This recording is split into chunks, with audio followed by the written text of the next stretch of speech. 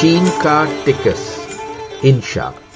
School کے get سے کچھ ہی دور سڑک کے دوسری جانب واقع پیٹرول پمپ کے کونے پر پرانے ٹائروں میں گھری ایک چھوٹی سی دکان تھی۔ کام کرنے والوں میں شامل وہ دبلے پتلے ہاتھ صبح سے شام تک اپنے بازو سے زیادہ بھاری ہتھوڑا اٹھاتے اور پنکچر شدہ ٹائر کے فولادی رم کے کنارے کنارے پے در پے وار سے اسے ڈھیلا کر دیتے تاکہ ٹیوب نکال کر پنکچر لگایا جا سکے۔ ایسا لگتا تھا کہ چیکٹ ملبوس میں مسلسل کام کرتا یہ 12 سالہ وجود انسان نہیں بلکہ ایک روبوٹ ہے، سر جھکائے بیشتر وقت خاموش مگر غصے سے بھرے بھرپور ہتھوڑے کے پے در پے وار۔ اسکول کی چھٹی ہوتے ہی روبوٹ کے بازو تھوڑی دیر کو کام کرتے کرتے رک جاتے، ملگجی اور اداس آنکھیں سب کچھ چھوڑ چھاڑ کر آگے بڑھنے لگتی، شاندار یونیفارم پہنے خوش قسمتی کے ہجوم کے استقبال کے لیے۔ آج جب پنکچر لگنے کے انتظار میں کھڑی چمکیلی کار کے ساتھ ہی کھڑے